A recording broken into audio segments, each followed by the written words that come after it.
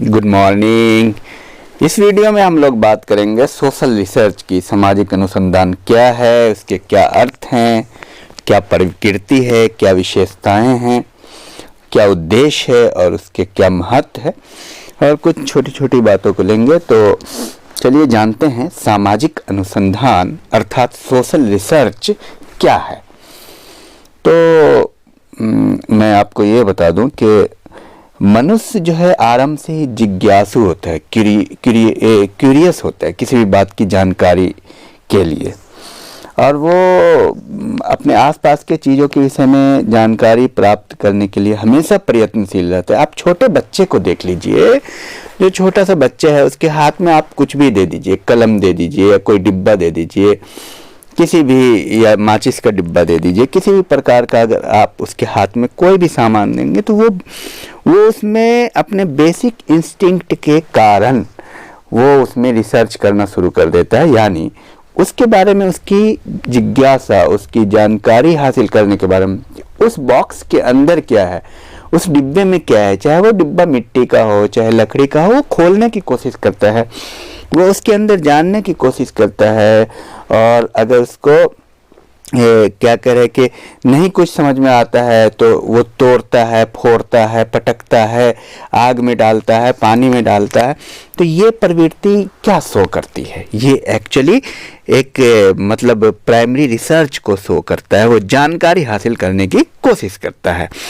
तो सामाजिक अनुसंधान एक वैज्ञानिक पद्धति है। इसके द्वारा सामाजिक घटनाओं के संबंध में नवीन ज्ञान की प्राप्ति के लिए संशोधन होता है, रिसर्च किया जाता है, घटनाओं के मूल तक पहुंचने का प्रयास किया जाता है, कारण और कार्य कारण संबंधों को समझने का प्रयास किया जाता है। अनुसंधान के संबंध में रेडमैन एंड मॉरी ने लिखा है, नवीन ज्ञान की प्राप्ति के लिए व्यवस्थित प्रयत्न को हम अनुसंधान कहते हैं।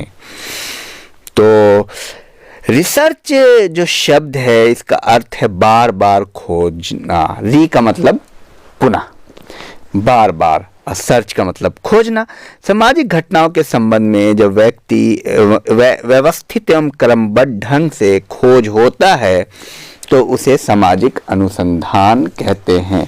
इसके संकल्प में विभिन्न विद्वानों ने अपनी अपनी राय रखी है।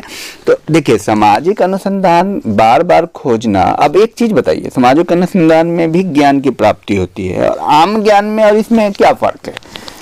आम ज्ञान में और इसमें ये फर्क है कि आम ज्ञान जो है, सामान्य ज्ञान जो है, वो वेरीफाई नहीं है, और ये वेरीफाई है। ये इसकी सत्यता की जांच हो चुकी है। सोशल रिसर्च की, सामाजिक अनुसंधान की दो तरह का ज्ञान है। अगर मान लिया किसान है, वो मिट्टी के बारे में जानता है कि इस मिट्टी में कौन सा अनाज होगा, ये भी ज्ञान है, लेकिन ये ज्ञान उसके अनुभव के आधार पे है।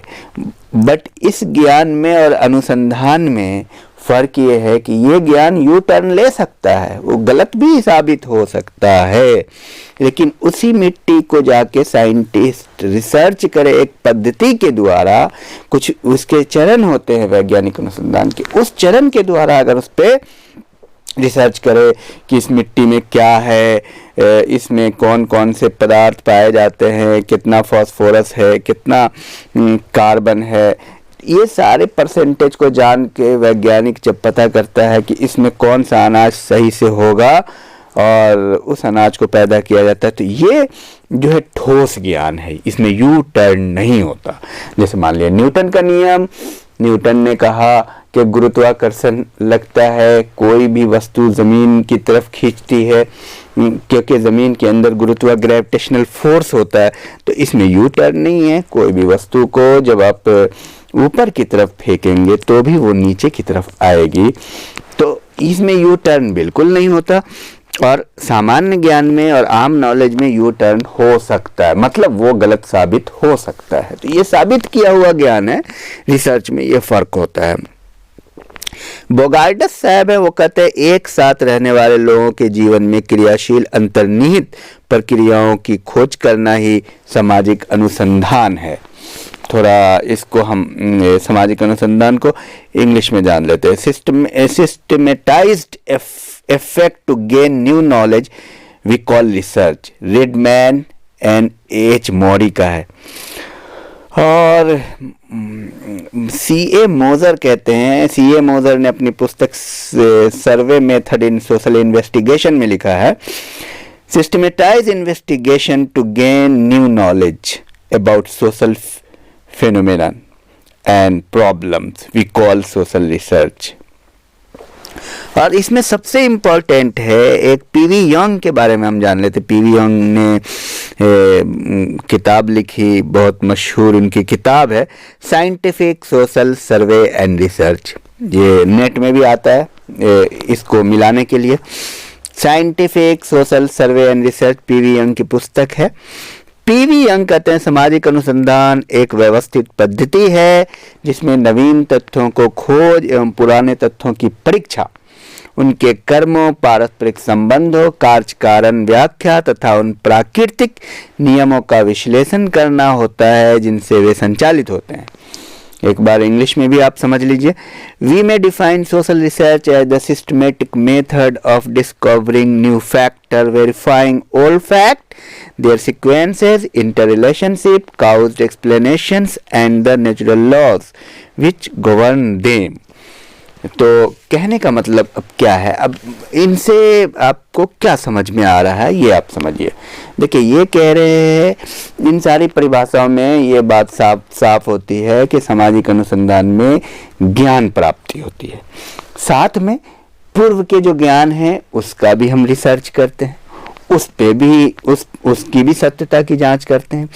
उसके साथ साथ हम कार्य कारण को भी इसमें समझते हैं, किस कारण से। जैसे मान लिया कोई व्यक्ति आत्महत्या किया है या आत्महत्या किसी समाज में है, तो आत्महत्या क्यों है, उसके क्या कारण है, क्या प्रभाव है, ये सारी चीज सिस्टमेटिक तरीके से जब हम स्टडी करते हैं तो इसको हम सोशल रिसर्च कहते हैं।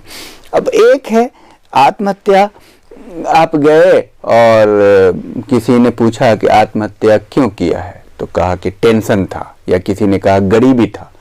लेकिन सचमुच में आत्महत्या क्यों किया है ये बात जानने के लिए सिस्टमेटिकली जब उसका स्टडी करने जाएंगे, वो 1 मिनट में नहीं होगा। वो जानने की कोशिश करेंगे किससे किससे मिलते थे, क्या क्या बात है, और क्लासिफिकेशन करेंगे। क्या कहते हैं कि पहले तो आत्महत्या के बारे में खुद जानेंगे क्या है, किन लोगों ने स्टडी किया, उसके बाद जो है ना उस पर कलेक्शन करेंगे फैक्ट, क्यों आत्महत्या किया। भाई आप कह रहे गरीबी के कारण आत्महत्या किया, लेकिन ये तो अमीर था, इससे ज़्यादा गरीब लोग हैं, तो वो कहाँ आत्महत्या कर रहे हैं। तो बहुत सारी चीज़ें हैं।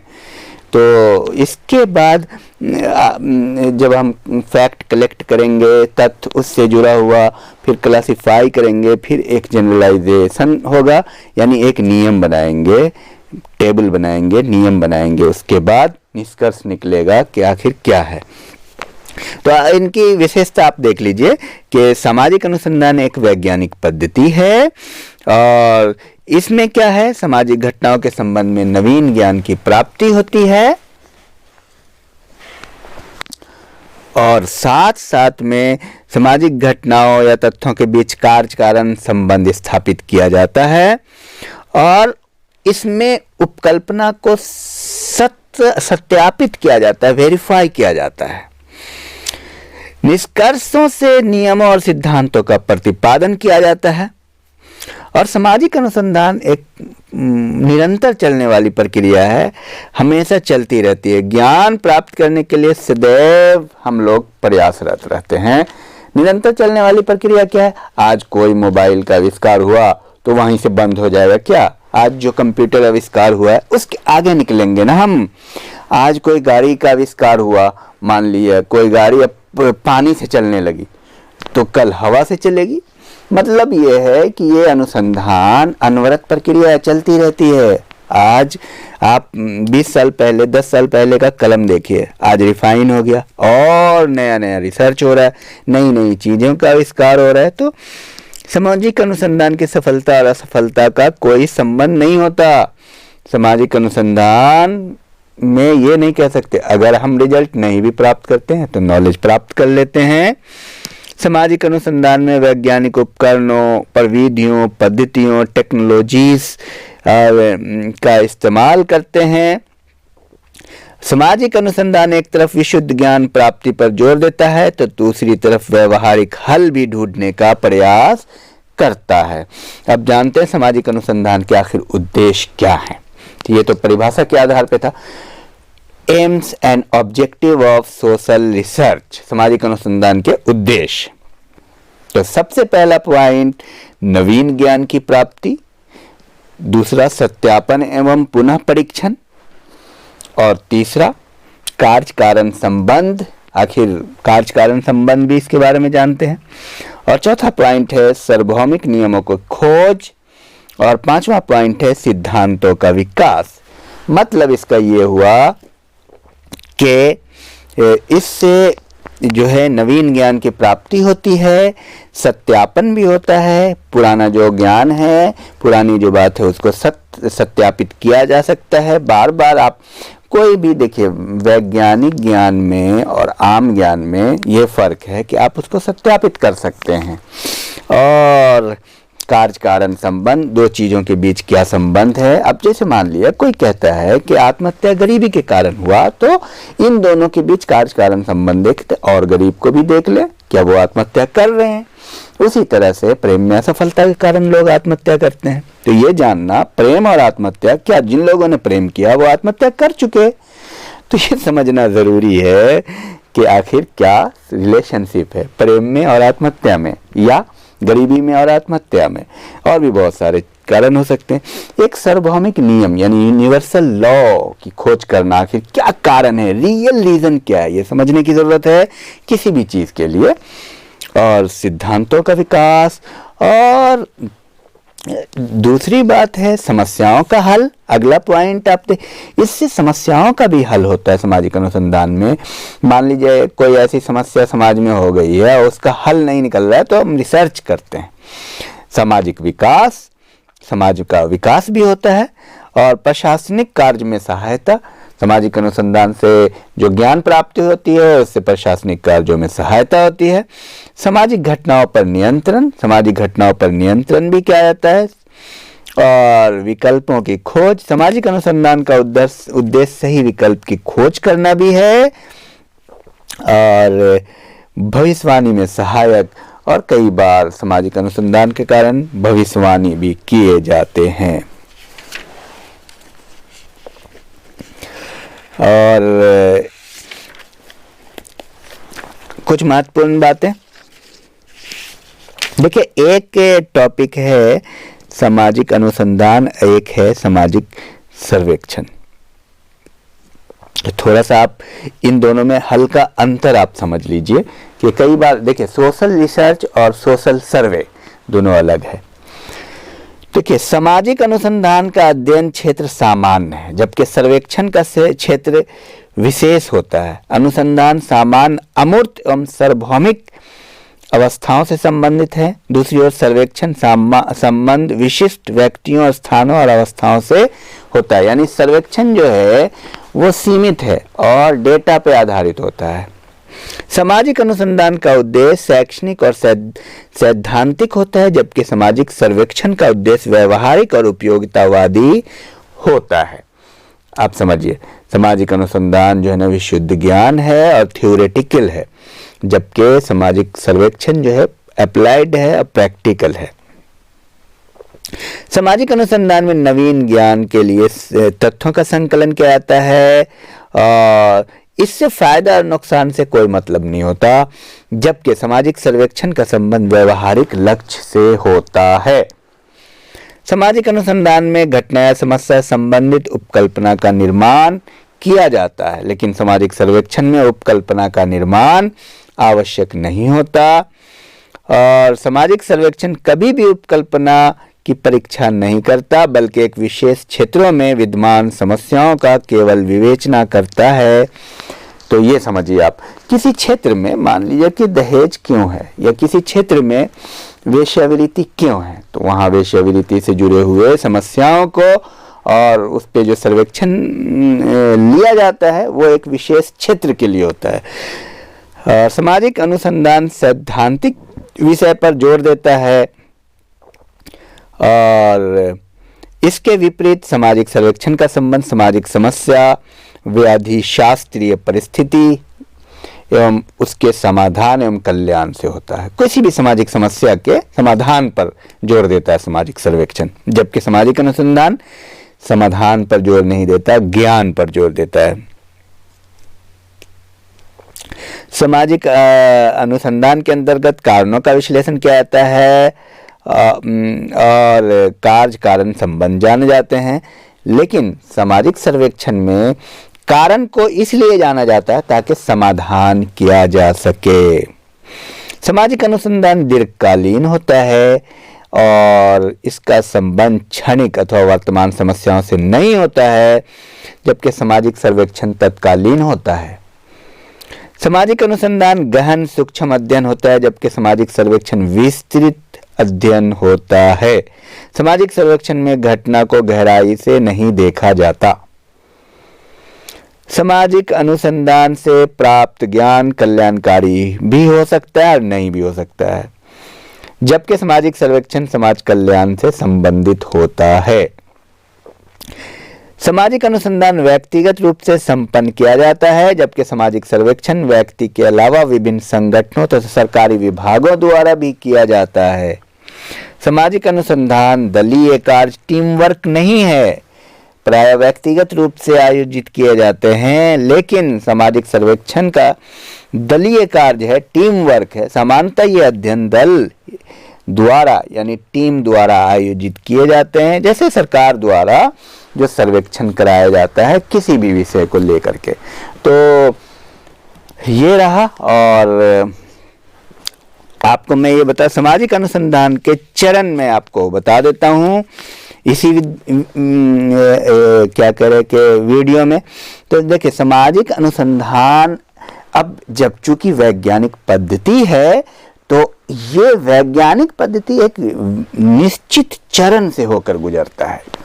वैज्ञानिक पद्धति का मतलब है कि एक वैज्ञानिक तरीके से उसका स्टडी किया जाता है। तो कौन कौन से उस पद्धति में शामिल हैं, उस चरण में कौन कौन शामिल है, तो क्या किया जाता है सामाजिक अनुसंधान के लिए। तो सबसे पहले सामाजिक अनुसंधान के लिए आप इस चरण को आप लिख लेंगे क्रमबद्धता से। समस्या का चुनाव किया जाता है। समस्या का मतलब वस्तु का या जिसका अध्ययन करना है। सपोज आपको अध्ययन करना है आत्महत्या का, तो पहले एक विषय का यानी टॉपिक का चुनाव किया जाता है। विषय का चुनाव, उसके बाद क्या करेंगे, उस विषय का अध्ययन। दूसरे पॉइंट में जो आप मान लिया आत्महत्या का अध्ययन करना चाह रहे हैं, तो आत्महत्या का चुनाव रिसर्च करना चाह रहे हैं, तो आत्महत्या पे अध्ययन भी तो करेंगे या सीधे रिसर्च कर लें, कुछ जानेंगे भी ना आत्महत्या क्या है, क्यों करते हैं। पहले लोगों ने, जिन वैज्ञानिकों ने आत्महत्या पे काम किया, उन्होंने क्या कहा आत्महत्या के बारे में। और उसके बाद क्या है,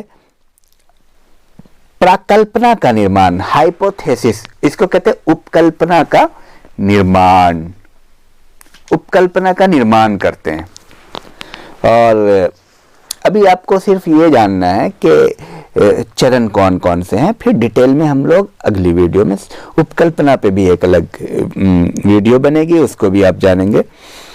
उसके बाद अध्ययन क्षेत्र का निर्धारण। भाई अध्ययन कहाँ करना है, किस क्षेत्र में करना है, पटना का करना है, इलाहाबाद का करना है, लखनऊ का करना है, पूरी दुनिया का थोड़ी करेंगे आप, एक क्षेत्र लेंगे। समझ रहे हैं, अध्ययन क्षेत्र का निर्धारण। और नेक्स्ट पॉइंट है सूचना दाताओं का चुनाव। किससे इंफॉर्मेशन लेंगे, रिस्पोंडेंट जो होंगे उसका, उनको भी हमको चुनना पड़ता है, उसको यूनिवर्स कहते हैं। और प्रविधियों का चुनाव, कौन कौन सी टेक्निक, इसको बोलते हैं सिलेक्शन ऑफ टेक्निक्स, किन किन टेक्नोलॉजी का आप इस्तेमाल करेंगे। और नेक्स्ट पॉइंट में तथ्यों का अवलोकन और संकलन, यानी तथ्यों का संकलन, कलेक्शन ऑफ फैक्ट, तथ्यों का संकलन करेंगे। और उसके बाद तथ्यों का विश्लेषण, एनालिसिस ऑफ फैक्ट, और उसके बाद वर्गीकरण, क्लासिफिकेशन, उसके बाद सामान्यीकरण, एंड देन निष्कर्ष, कंक्लूजन। तो ये रहा सामाजिक अनुसंधान एक वैज्ञानिक पद्धति है जो निश्चित चरण से होकर गुजरता है और इससे हम ज्ञान प्राप्त करते हैं। Thank you. कैसा लगा आप कमेंट बॉक्स में इसका फीडबैक ज़रूर देंगे।